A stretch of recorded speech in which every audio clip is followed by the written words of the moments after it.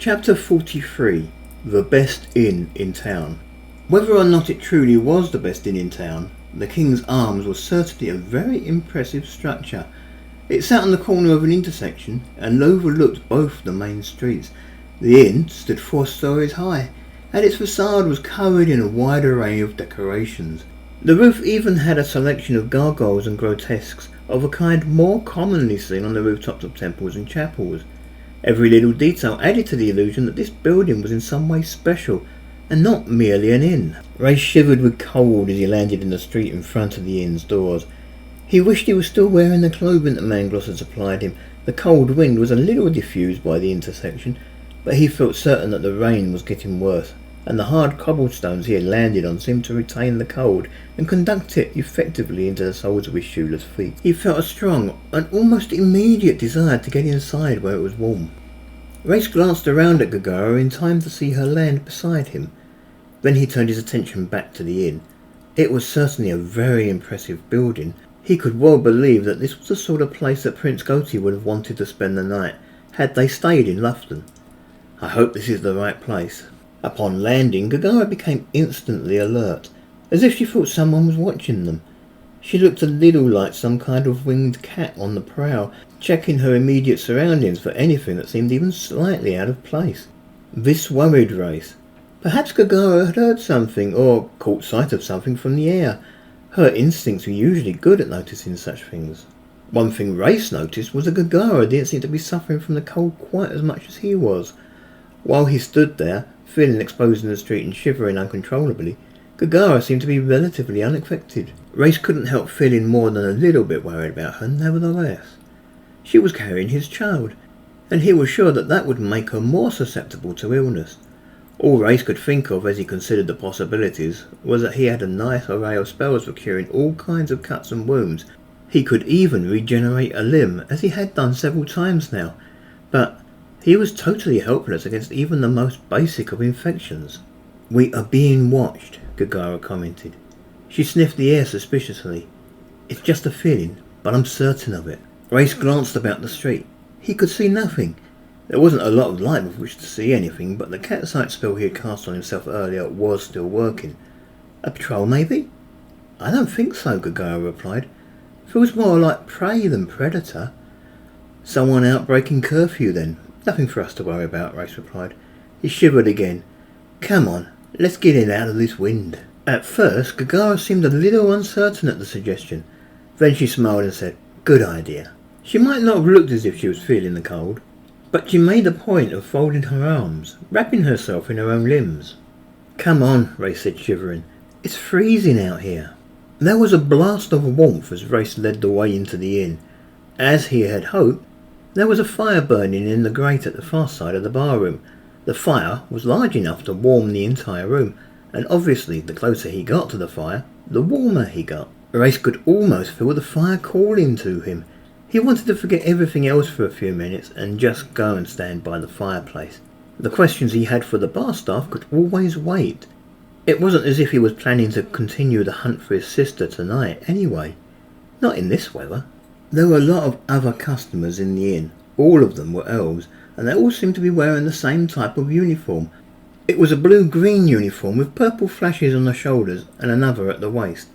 It was the uniform, no doubt, of some regiment from Cassitella or Dubra.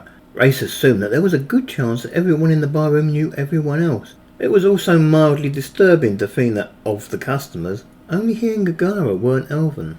As Reyes stepped through the main door into the barroom of the inn, the many conversations that were going on between the small groups of elves all seemed to come to an abrupt halt.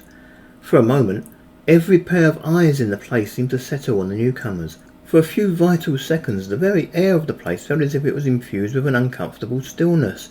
And someone, sitting at a table near the back of the room, not too far from the stairs, made some kind of off-colour joke.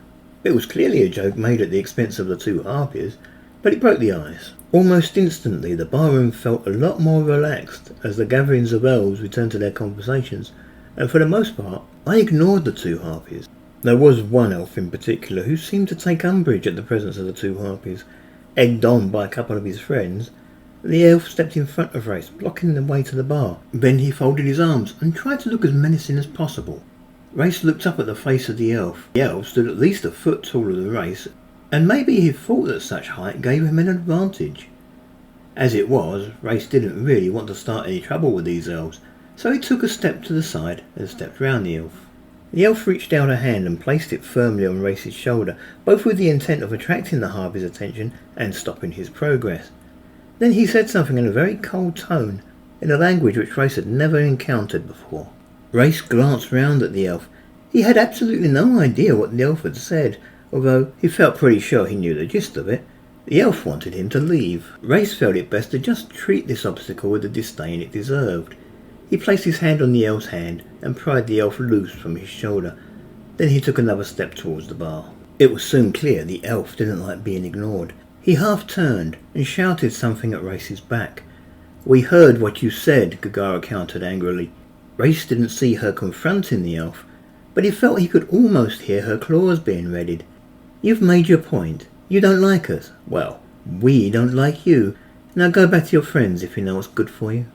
Race couldn't help feeling a little concerned about what was happening behind him.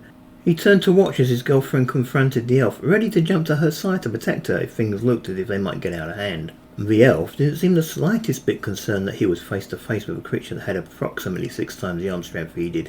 He didn't seem concerned that Gaggara's claws were powerful enough to rip through the very fabric of his armour. He stood there, brazenly facing her down, one of his hands resting lightly on the pommel of his sword, ready to grab the blade at a moment's notice. One thing the elf did do was look around the rest of the barroom, searching for support. It seemed that this conflict had attracted the attention of a lot of the other elves in the barroom, but not one of them was coming over to assist their friend. Even the group of elves who had egged him into blocking Race's path in the first place seemed quite adamant in the fact that they weren't about to get involved. The elf made some oblique comment.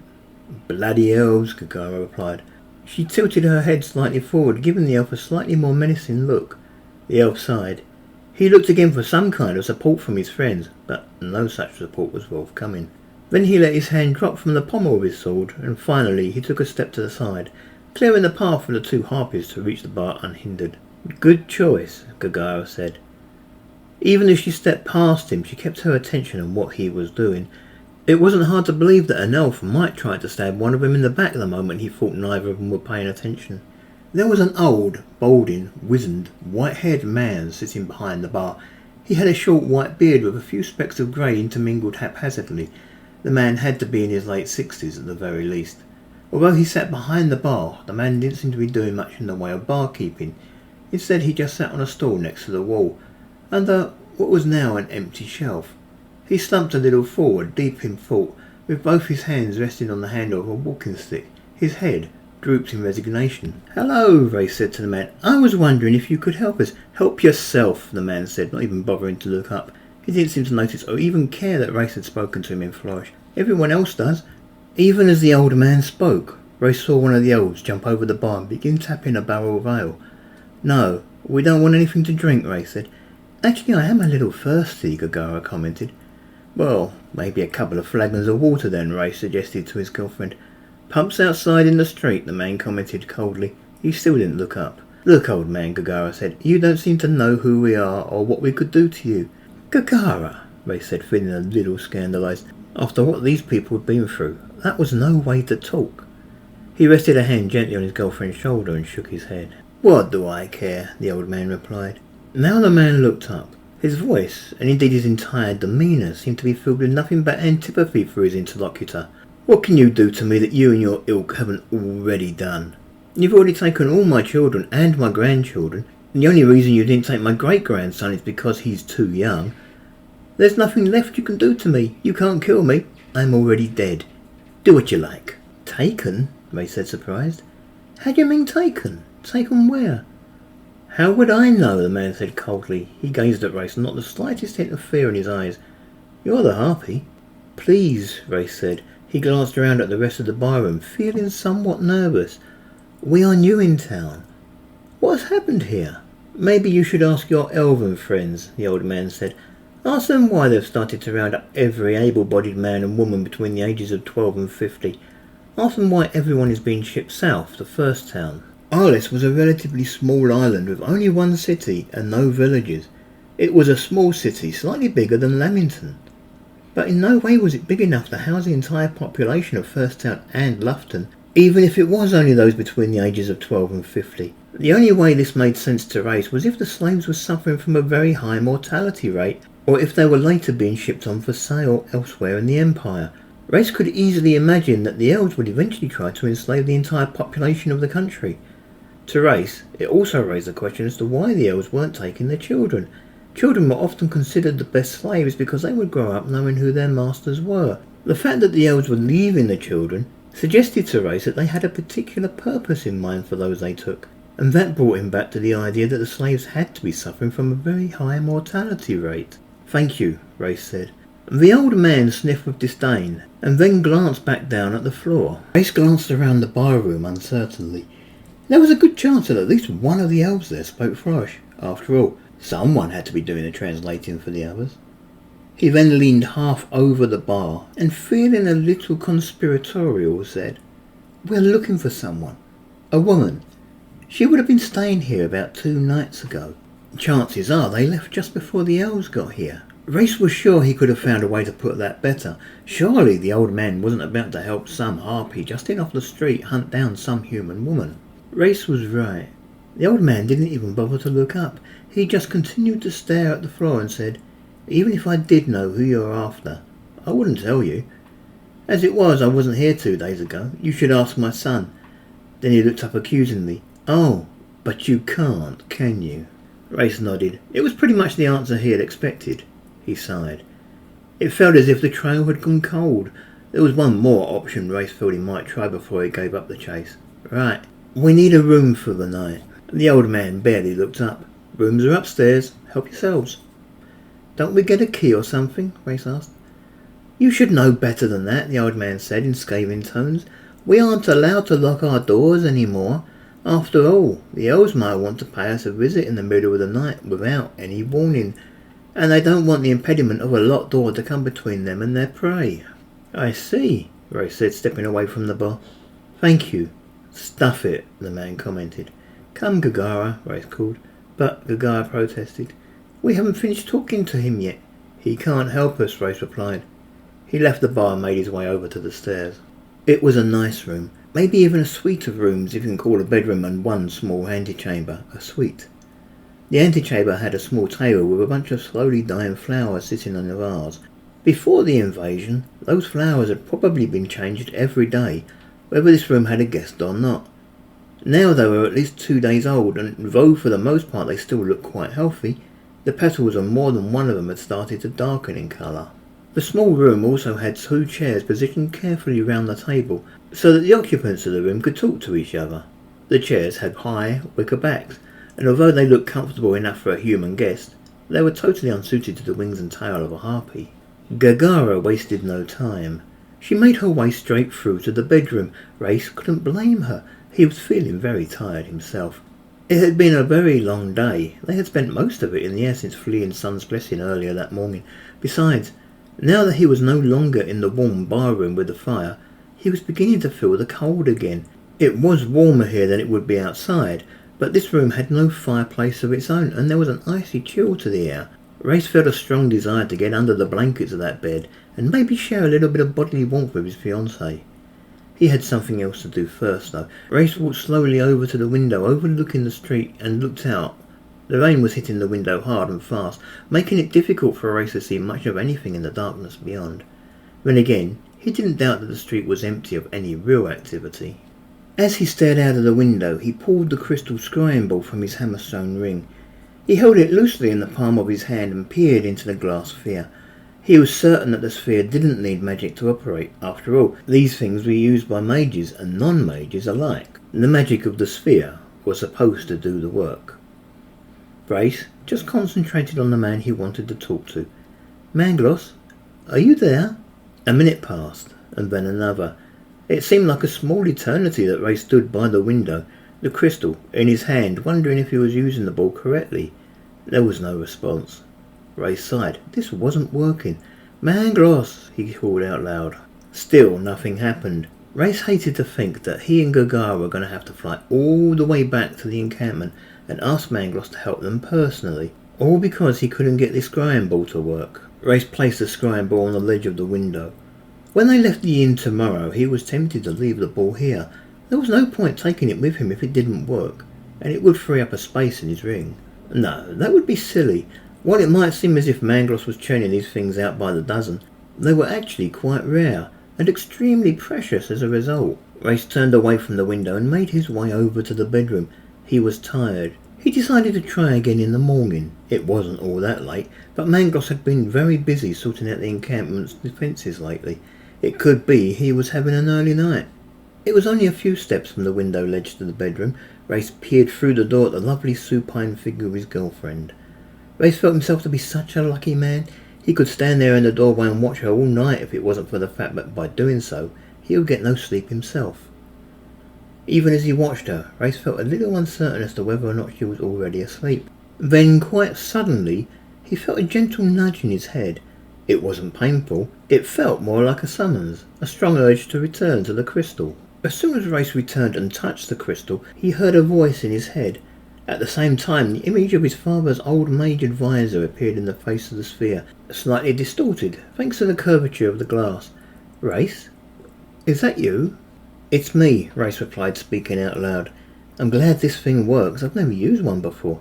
"You're doing fine," Mangloss replied. "Sorry it took me so long to get back to you. I was outside." "That's okay," Race said. "I need your help. The trail has gone cold. Now I'm sure that Jenni is no longer in First Town. I thought that maybe you might be able to scry her for now and maybe tell me her location." "I'll see what I can do," Mangloss replied. "Give me a couple of minutes."